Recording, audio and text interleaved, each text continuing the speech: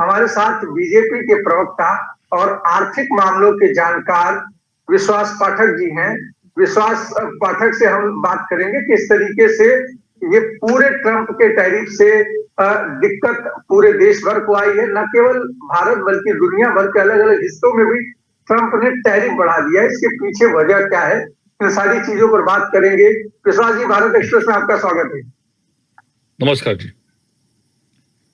विश्वास जी, किस तरीके से देखते हैं ट्रंप के टैरिफ से जो भारतीय बाजार है उसमें कहीं ना कहीं उठापटक देखने को मिल रही है, तो जो संसद में सियासी ड्रामा मचा हुआ है, तो शेयर मार्केट में हाहाकार मची हुई है। क्या है इसके पीछे की मूल वजह, क्यों ट्रंप के टैरिफ से इतना परेशानी बढ़ गई है? देखिए, ये बात तो सच है। अमेरिका की जो अर्थनीति है या इकोनॉमी है वो 30 ट्रिलियन US डॉलर है, दुनिया में सबसे ज्यादा नंबर 1 है। जहां तक सवाल है हिंदुस्तान का, भारत की अर्थव्यवस्था जो 11वें पादान पे थी 2014 में, वह 14वें पादान पर आ गई है। और जब आपकी अर्थव्यवस्था इस रफ्तार से बढ़ती है तो आपको स्पर्धा में और बाकी सब जो देश है वहां से तकलीफ तो होना ही है। इसकी बात का जो हमारा जर्नी है वो इतना आसान नहीं है। अब रही बात ट्रम्प की, ट्रम्प अपने देश के लिए अपने लिए कुछ करना चाहते हैं ऐसा दिखा रहे हैं, लेकिन जिस प्रकार से उनका बर्ताव चल रहा है, उनके जो स्पेशल एक्सपर्ट थे एलोन मस्क, उन्होंने भी उनको छोड़ दिया, क्योंकि जो हरकतें वो कर रहे हैं वो कोई एक मैच्योर डेमोक्रेटिक लीडर की हरकतें नहीं है। दूसरी तरफ भारत के जो हमारे प्रधानमंत्री है, ये पूरी परिस्थिति को बड़े मैच्योर तरीके से आगे जा रहे हैं। जैसे ट्रम्प ने ऐसा कह दिया कि भारत की अर्थव्यवस्था 1.5 है, रशिया की अर्थव्यवस्था 1.5 है। हमने कोई रिएक्ट नहीं किया, क्योंकि हमारी अर्थव्यवस्था 1.5 है या नहीं वो बताने के लिए हमको ट्रम्प के सर्टिफिकेट की जरूरत नहीं है, या फिर महाराष्ट्र के संजय राउत के सर्टिफिकेट की जरूरत नहीं है। इंटरनेशनल मॉनेटरी फंड है, इंटरनेशनल बॉडीज है, वो डिफाइन करती है। आज की स्थिति ऐसी है कि भारत की अर्थव्यवस्था दुनिया के सभी अर्थव्यवस्थाओं में हाईएस्ट ग्रोइंग है, 6.2% से ये बढ़ने वाली है, जबकि दुनिया का औसत 2% से भी कम है। इसलिए हमें बहुत चिंतित होने की जरूरत नहीं है। शेयर मार्केट में कम ज्यादा रिएक्शन आ रही है, वो आना भी स्वाभाविक है, क्योंकि हमारा जो एक्सपोर्ट है यूएस के साथ में वो करीब करीब 18% है, और 18% एक्सपोर्ट के ऊपर अगर 25% टैरिफ सचमुच लगता है, मुझे नहीं लगता वो लगेगा, क्योंकि 25 अगस्त को अमेरिका की टीम बायलैटरल ट्रेड एग्रीमेंट की निगोशिएशन के लिए आ रही है। निगोशिएशन अभी भी चालू है। ये ट्रम्प की थोड़ी प्रेशराइजिंग टैक्टिक्स है कि आप हम बोलेंगे वैसे साइन कर लो। हम इसलिए नहीं साइन कर सकते कि भारत ये ऐसा देश है, वो शुरू से ही कृषि प्रधान देश है, एग्रीकल्चर बेस्ड हमारी इकोनॉमी है। हम किसान के अहित में कुछ भी नहीं कर सकते हैं।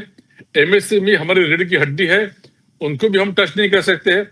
इसलिए हम जो भी करेंगे हमारे लोगों का हित देखते हुए हम आगे बढ़ेंगे। और 18% जो एक्सपोर्ट है वो कि 0 तो होने नहीं वाला है।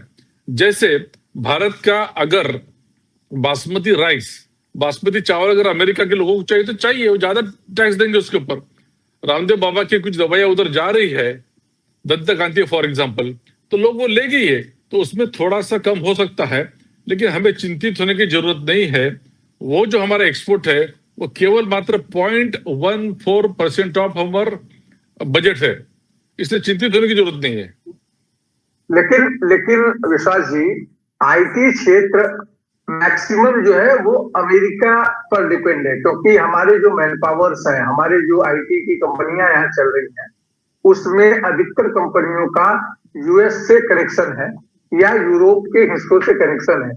लेकिन अगर ट्रंप का इस तरीके से रवैया रहेगा तो उसका जो है असर आईटी क्षेत्र पर तो पड़ेगा ही। अभिषेक जी, आईटी क्षेत्र पे नहीं पड़ रहा है।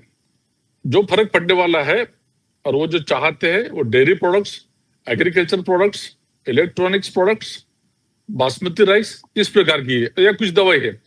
आईटी सेक्टर में तो वैसे ही माला माल है। हमारे समान मैन पावर की बदौलत उनकी बड़ी बड़ी कंपनियां बड़ी होते जा रही है, अमेरिका की इकोनॉमी होते जा रही है, तो मेरे ख्याल से उससे फर्क नहीं पड़ेगा। और जहां तक मैं कह रहा था कि मात्र 0.01% ऑफ आवर बजट ये उनका एक्सपोर्ट है, और भारत की जो इकोनॉमी है इतनी मजबूत है। भारत ने पोखरण के समय पूरे देश दुनिया ने, अमेरिका ने हम पे सैंक्शंस लगाया था, कोई फर्क नहीं पड़ा। हम उभर के आते गए। उसके बाद में 2008 का एक रिसेशन आया था, कोई फर्क नहीं पड़ा। कोविड में जिस प्रकार की स्थिति निर्माण हुई थी, भारत उभर के आया। इसलिए भारत मोदी जी के नेतृत्व में एक चैलेंज करके स्वीकारेगा और हमें उससे कोई फर्क नहीं पड़ेगा।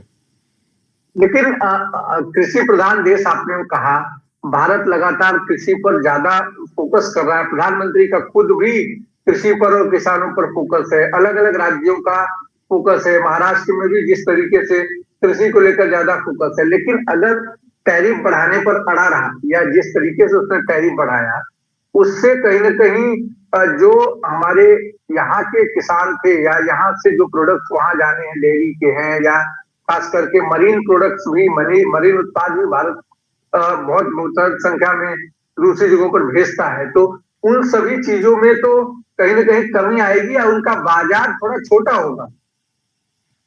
नहीं, जहां तक अमेरिका का सवाल है उसमें कमी आएगी। लेकिन अभिषेक जी, जब भी इस प्रकार का संकट आता है, संकट में भारत ने हरदम रास्ता निकाला है। हम केवल अमेरिका के ऊपर निर्भर न रहते हुए पूरी दुनिया में जाएंगे, हमारे प्रोडक्ट्स वहां बेचेंगे, हमारे प्रोडक्ट्स और कॉम्पिटिटिव करेंगे। इसलिए बहुत चिंतित होने की जरूरत नहीं है, क्योंकि इंडियन इकोनॉमी में ऐसे बड़े बड़े जो भी शॉक्स थे उसको एब्सॉर्ब किया है। जैसे मैंने आपको बताया, पोखरण के बाद इन्होंने सैंक्शन लगा दिए थे, पूरा कारोबार बंद कर दिया था। देखिए, ये पूरा राजनीतिक है। ट्रम्प क्या कर रहे हैं कि हम रशिया के साथ डील कर रहे हैं और रशिया के कारण यूक्रेन का नुकसान हो रहा है, इसलिए आप हमारे साथ में आ जाओ। हम उनके टर्म्स कैसे क्या एक्सेप्ट करें? अगर वो यूक्रेन के बारे में और वहां की जाने जा रही है इसलिए इतने चिंतित है, तो उन्होंने पाकिस्तान को भी सपोर्ट करना बंद कर देना चाहिए। आज पाकिस्तान के कारण भारत जो भुक्तभोगी है, भारत का जो नुकसान हो रहा है, इसलिए ये जो ड्यूअल इनका जो रोल है, जिस प्रकार से डबल रोल खेल रहे हैं, वो दुनिया को एक्सेप्टेबल नहीं है। और वैसे भी ट्रम्प और 3 साढ़े 3 साल ही है, उसके बाद दोबारा तो प्रधान अध्यक्ष बनने वाले नहीं है। भारत अपना रास्ता निकाल लेगा, कोई चिंता करने की बात नहीं है। देखिए, एक रिवर्स जो ये टैरिफ है वो भी तो बढ़ेगा। देखिए क्या है, अगर वो अलग अलग देशों पर ज्यादा बहुतायत संख्या में टैरिफ लगा रहा है, तो वहां पर उस देश का टैरिफ को वो रिवर्स करने के लिए दूसरे देश भी टैरिफ बढ़ाएंगे। उस टैरिफ वॉर में कहीं ना कहीं वैश्विक स्तर पर जो उत्पाद है वो महंगे होंगे और एक दूसरे के खिलाफ एक ट्रेड वॉर शुरू होने की संभावना बढ़ती जा रही है। नहीं, वो तो ट्रेड वॉर होने वाला है और ट्रेड वॉर होना अच्छा है स्पर्धा के लिए। अल्टीमेटली कंज्यूमर के उसका लाभ होता है, इसलिए हम उससे चिंतित नहीं होना चाहिए। हम और कॉम्पिटिटिव बन जाएंगे। सवाल ऐसा है कि ये चाइना के साथ भी ऐसे बर्ताव कर रहे हैं, रशिया के साथ भी ऐसे बर्ताव कर रहे हैं, यूरोपियन यूनियन के साथ भी ऐसे बर्ताव कर रहे हैं, ब्रिटेन के साथ भी ऐसे बर्ताव कर रहे हैं। अब देखिए, हो सकता है कि बाकी सब देश इकट्ठा हो जाए और अमेरिका को बॉयकॉट कर दे। इसलिए बियॉन्ड पॉइंट ज्यादा रिस्क नहीं ले सकते हैं। ये थोड़ा डरा के trade bilateral trade agreement sign कर रहे हैं। जैसा 15 दिन पहले प्रधानमंत्री जी की उपस्थिति में पीयूष गोयल जी ने यूरोपियन यूनियन के साथ में और जो अपना ब्रिटेन के साथ में बायलैटरल ट्रेड एग्रीमेंट साइन किया। दोनों देश खुश है। इसलिए देखिए, आज भारत की अर्थव्यवस्था और भारत इतना बड़ा पैमाने पे जो कंज्यूमर है भारत में, उसको कोई भी इग्नोर नहीं कर सकता है। अगर ट्रम्प ऐसे ही बर्ताव करते रहेंगे तो उसका रिएक्शन उनके ऊपर भी आना है, बाकी देश भी उसके ऊपर रिएक्ट होने वाले। इसलिए वो जो कर रहे हैं बहुत रिस्पॉन्सिबल ऐसी पॉलिसी नहीं है। जहां तक हमारा सवाल है, भारत बहुत ही नफे तुले स्टाइल से, बड़े सेटल वे से इसको डील कर रहा है, कहीं रिएक्ट नहीं कर रहा है। इसके कारण ट्रम्प का फ्रस्ट्रेशन बढ़ते जा रहा है। देखिए, ट्रम्प के फ्रस्ट्रेशन की बेसिक वजह क्या रसिया के साथ भारत का जाना है या भारत के ऊपर जानबूझ के एक दबाव बनाना है? क्योंकि वैश्विक जो आर्थिक शक्ति है वो भारत की बढ़ रही है। जिस तरीके से भारत को भारत अब अपने आप को 5वीं अर्थव्यवस्था कर चुका है, आने वाले समय में और करीब जा रहा है, तो कहीं ना कहीं जो मोनोपोली थी वो मोनोपोली समाप्त होने के डर से जानबूझ के इस तरीके का दबाव भारत पर बनाया जा रहा है क्या? एकदम सही क्या, भारत अभी 4थे क्रमांक की अर्थव्यवस्था दुनिया में बन गई है। इसलिए हम लोग जिस प्रकार से कॉम्पीट करने जा रहे हैं उससे वो चिंतित तो हो ही गए। दूसरा, जिस प्रकार से बाकी दुनिया में एक अलग अलग प्रकार से अलाइनमेंट होते जा रहा है, आज रशिया और भारत की दोस्ती तो बहुत पुरानी है। अगर हमें रशिया से कच्चा तेल, क्रूड ऑयल अगर सस्ता मिलता है तो हम क्यों ना ले, हम क्यों ट्रम्प की बात सुने। और डिफेंस मटेरियल के बारे में भी भारत आज आत्मनिर्भर हो रहा है। डिफेंस इक्विपमेंट्स आज भारत में बनना चालू हो गया है। रशिया ने कभी कोई हमारे साथ में ऐतराज नहीं जताया। हम तो डिफेंस सबसे ज्यादा रशिया से लेते थे, उसके बावजूद भी हमारी दोस्ती उनके साथ चल रही है, क्योंकि रशिया एक मैच्योर्ड लीडरशिप के साथ में देश आगे बढ़ रहा है। मेरे ख्याल से ट्रम्प का जो एक इमेच्योर रवैया है, उसके कारण यूएस की जनता भी परेशान है। एलोन मस्क समान उनका जो राइट हैंड था वो भी छोड़ के चला गया है। मेरे ख्याल से आने वाले दिनों में अमेरिकन जनता की तरफ से उनके ऊपर प्रेशर आएगा and hopefully he will behave like a sensible person. विश्वास जी, एक सवाल जो बेसिक लोगों के दिमाग में ये उठ रहा है कि रसिया हमारा पहले से एक नेचुरल अलाइज रहा है। जब भी हम स्वतंत्रता के बाद से चाहे जो जिस तरीके से खाड़ी देशों के युद्ध शुरू हुए 80-90 के दशक में, उस समय में भी रसिया लगातार हमारे साथ बना रहा। जब भी कभी भारत का किसी दूसरे देशों के साथ 2-3 बार जब भी युद्ध हुआ, उस समय में भी रसिया और ज्यादा मतलब रसिया के बाद फ्रांस भी कहीं ना कहीं भारत के लिए एक मजबूत व्यवस्था बन के उभर रहा। तो अब विपक्ष या कॉमन लोग ये एक सवाल जो पूछ रहे हैं कि अगर ट्रंप का पागलपन है या अमेरिका भारत के साथ रिलायबल नहीं है, एक विश्वासजनक मित्र नहीं साबित हो रहा है, तो हम अमेरिका के चक्कर में क्या रसिया या फ्रांस या भारत से जो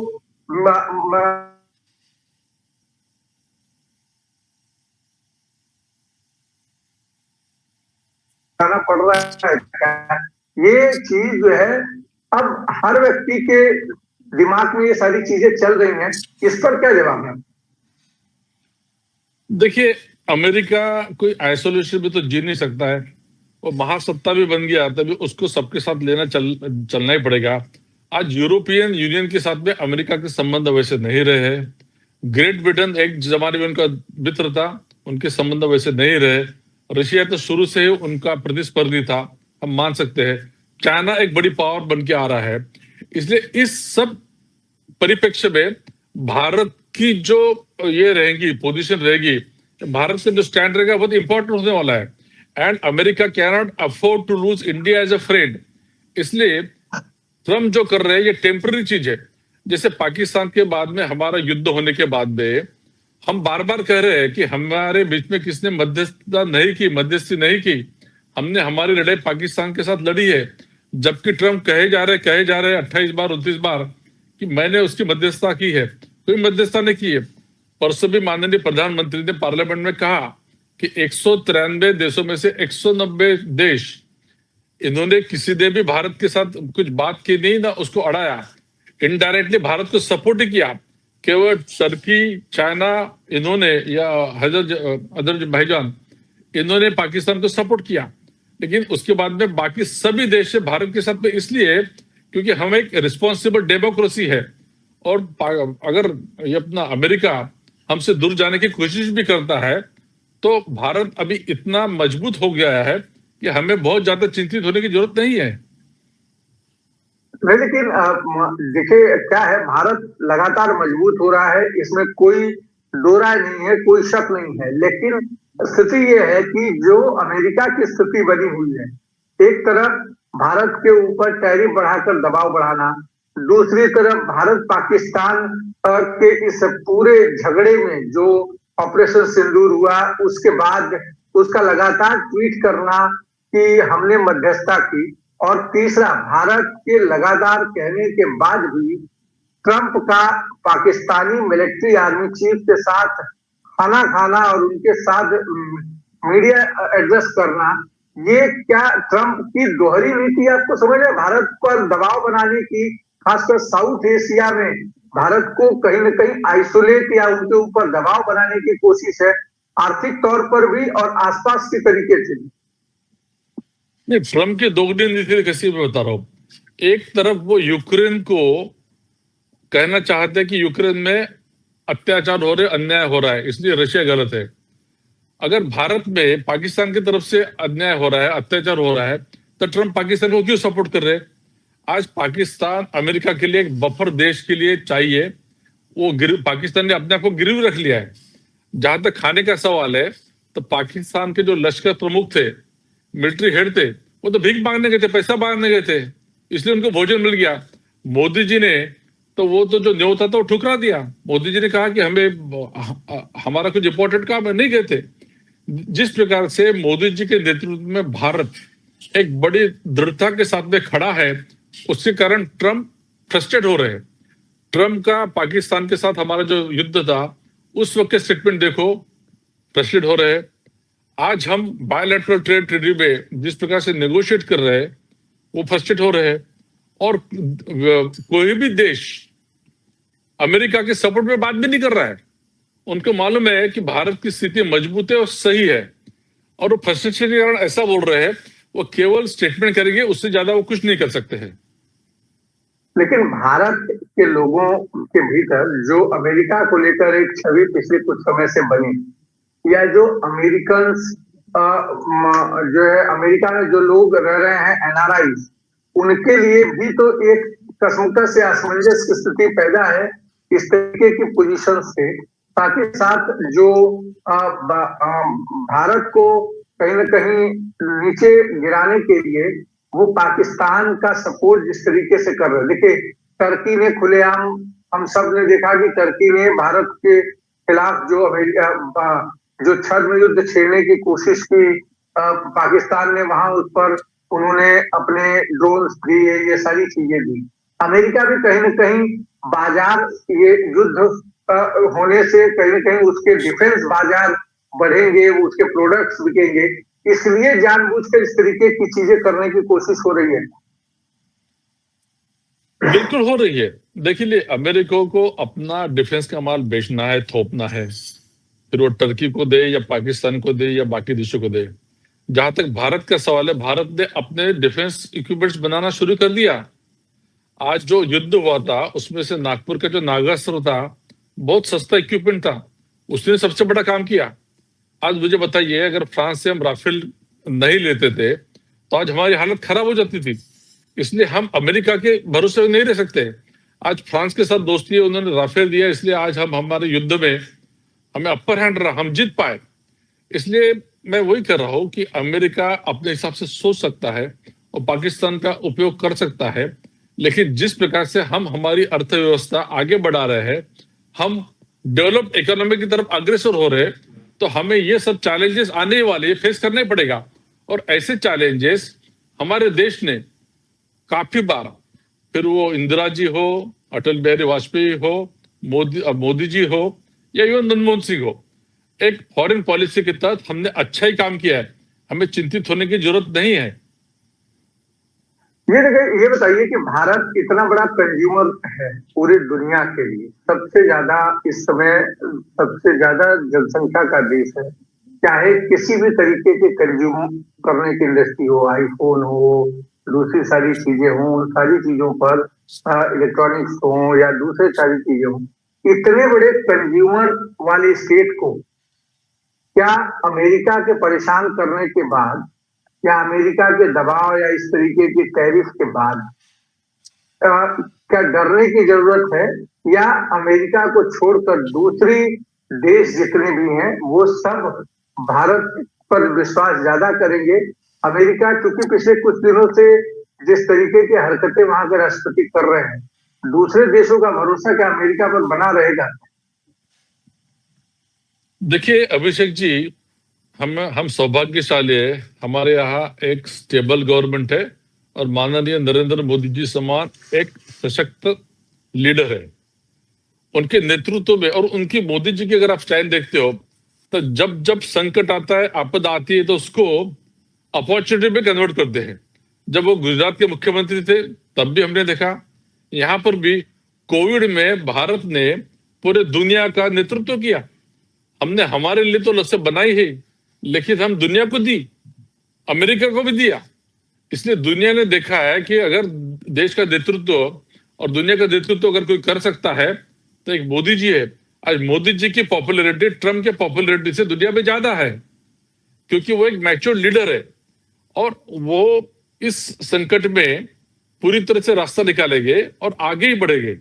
ये समस्या तो बहुत छोटी समस्या। हमने सैंक्शंस की समस्या, जब क्लिंटन ने हमारे देश पे सैंक्शंस लगाए थे, अटल जी प्रधानमंत्री थे, हम सैंक्शंस को हटा के उसके बाद भी हमारी इकोनॉमी आगे बढ़ी है, कोई फर्क नहीं पड़ा है, क्योंकि हमारा कंजम्पशन ही इतना ज्यादा है, हमारी मैन पावर ही इतनी ज्यादा है, हमारे पास में अभी स्किल सेट्स है, हमारे इधर अंग्रेजी बोलने वाले बच्चे जो दुनिया में जाके काम कर सकते हैं, इसलिए हमें चिंतित होने की जरूरत नहीं है। एक सवाल और भी लो कि ट्रंप के इन गीदड़ भक्तियों और धमकियों के बाद भी जो अमेरिका के बड़े आर्थिक प्लेयर हैं वो भारत में इन्वेस्ट करने से हिचकिचा नहीं रहे हैं। इसके पीछे क्या वजह देख रहे हैं? चाहे आईफोन के मालिक की बात हो, उन्होंने धमकाया कि अगर भारत में बना आईफोन तो हम दुगना टैरिफ कर देंगे। एलन मस्क जो कि दुनिया के सबसे बड़े धनी हैं और टेस्ला कार को लेकर जब उन्होंने कहा कि भारत में हम बनाएंगे या भारत को इस तरीके की चीजें करेंगे, तो एलन मस्क को भी धमकाया गया। इसी तरीके के दूसरे तमाम सारे जो उद्यमी जो अमेरिका के हैं या बाहर के बड़े देशों के हैं, उनको धमकाना भारत में व्यापार ना करने के लिए और उद्यमियों का नाम ट्रम्प की बात न सुनकर यहाँ आने के लिए और व्यापार करने के लिए, इन चीजों को कैसे देखते हैं? देखिए, कोई भी निवेशक या उद्यमी ये कौन सा राष्ट्र से क्या बोलते हैं उसकी तरफ ख्याल नहीं दे सकता है। आपने सही कहा, इलॉन मस्क उसका एक बेस्ट एग्जाम्पल है। वह यह देखता है कि मुझे जहां बिजनेस करना है वहां की सरकार मजबूत है, वहां का नेतृत्व मजबूत है, वहां पर मैन पावर अवेलेबल है, वहां पर जमीन है, रिसोर्सेस है, और वहां की इकोनॉमी कैसी बढ़ रही है। आज दुनिया की जो पहली 10 इकोनॉमी है उसमें से हाईएस्ट ग्रोइंग इकोनॉमी भारत की है, और ये लगातार है, गत 6 वर्ष से चल रही है और ऐसे बढ़ने वाली है। इसलिए जो निवेशक है और ट्रम्प क्या कर रहा है उसके ऊपर ख्याल नहीं देगा। उसको अगर लगता है कि भारत की इकोनॉमी बढ़ रही है, यहाँ के निवेशकों का अनुभव अच्छा है, यहाँ पे स्किलफुल मैन पावर है, यहाँ का इंफ्रास्ट्रक्चर अच्छा है, यहाँ के कायदे कानून अच्छे हैं, गवर्नेंस लेवल अच्छी है, तो वो यहीं पे आने का, हमें चिंता करने की जरूरत नहीं है। एक आखिरी सवाल के साथ अंत करूंगा। भारतीय व्यापार जो लोग हैं उनको बतौर एक्सपर्ट क्या कहना चाहेंगे कि जो बायलैटरल ट्रेड होने वाला है, जो आर्थिक ट्रेड होने वाला है अमेरिका के साथ, जो समझौता होगा, उस पर क्या लोगों को उम्मीद करनी चाहिए, और टैरिफ का जो डर सता रहा है उस पर कैसे रिएक्ट करना चाहिए? क्योंकि भारतीय शेयर बाजार जिस तरीके से धड़ाम हो रहा है, विदेशी निवेशक जो भारतीय व्यापारों में स्थिरता को लेकर पैसा लगा रहे थे, वो पिछले काफी दिनों से काफी ज्यादा डरे हुए महसूस हो रहे हैं और लोगों को हजारों करोड़ रुपए का अब तक नुकसान उठाना पड़ा है। उनके लिए क्या कहना चाहेंगे आने वाले समय में इन दोनों चीजों को लेकर? देखिए, जहां तक टैरिफ का सवाल है, हमने चिंतित होने की जरूरत नहीं है। जिस प्रकार के देश के प्रधानमंत्री उसको डील कर रहे हैं उसी प्रकार से हमने भी डील करना है। और मैं दावे के साथ कह सकता हूं, जिस प्रकार से ट्रम्प ने 25% बोल तो दिया, जैसा आपको मालूम है कि चीन के साथ में उन्होंने 150%, 200% बोले जा रहे, फिर चीन भी कर रहे थे, आखिर दोनों भी रास्ते पे आ गए। तो एक बेस्ट एग्जाम्पल है, अभी वो टर्म्स पे आ गए हैं। सिमिलरली भारत के साथ भी अपने टर्म्स पे आएंगे। 25 अगस्त को उनकी टीम आ रही है। रियलिस्टिक वे में टैरिफ एग्रीमेंट साइन होगा, जो हमारे जो हित निवेशक है, हमारे एमएसएमईज है, एग्रीकल्चर है, या हमारे किसान बंधु है, सबके हित में ऐसे होंगे। हम कहीं पे भी जल्दबाजी नहीं करेंगे। जहां तक स्टॉक मार्केट का सवाल है, तो आप गत 2 साल से देखो, वो 2-3 दिन अगर नीचे आता है तो वापस ऊपर भी जाता है, वो करेक्शन मोड में आएगा। सोमवार से आप देखिए ये सब चीजें डिस्काउंट होकर मार्केट बड़े अच्छी तरह से आगे ही जाएगा। क्या भारतीय सरकार पर निवेशकों का भरोसा बरकरार है? 100% है, क्योंकि भारत में कुछ भी बदल नहीं हुआ है। प्रधानमंत्री वही है, स्टेबल गवर्नमेंट है, कायदे कानून वही है, अर्थव्यवस्था बढ़ रही है, सिर्फ ट्रम्प के स्टेटमेंट से कोई निवेशक अपना दिमाग नहीं बदल सकता। अगर बदलता था तो सबसे पहले एलोन मस्क का दिमाग बदलता था। वो तो उनके राष्ट्राध्यक्ष के ऊपर ही भरोसा नहीं कर रहा है, वो तो भारत के ऊपर ज्यादा भरोसा कर रहा है। इसलिए हमें चिंतित होने की जरूरत नहीं है। बिल्कुल विश्वास जी, बहुत बहुत धन्यवाद इस चर्चा में जुड़ने के लिए। आज विश्वास जी ने ये बताया कि किस तरीके से भारतीय निवेशकों को चिंता करने की जरूरत नहीं है, क्योंकि ये जो भारतीय व्यापार है वो सब पूरी दुनिया में उसी तरीके से जाएंगे। अमेरिका जानबूझकर एक दबाव बनाने की कोशिश कर रहा है भारत के ऊपर, ताकि उन्हें एक दबाव के तहत जो बायलैटरल ट्रेड हो रहा है, जो द्विपक्षीय व्यापार समझौता अमेरिका के साथ होना है, उसमें वो ज्यादा से ज्यादा अपनी शर्तें भारत को मंजूर कराए। यही दबाव बनाने की वो लगातार कोशिश कर रहा है।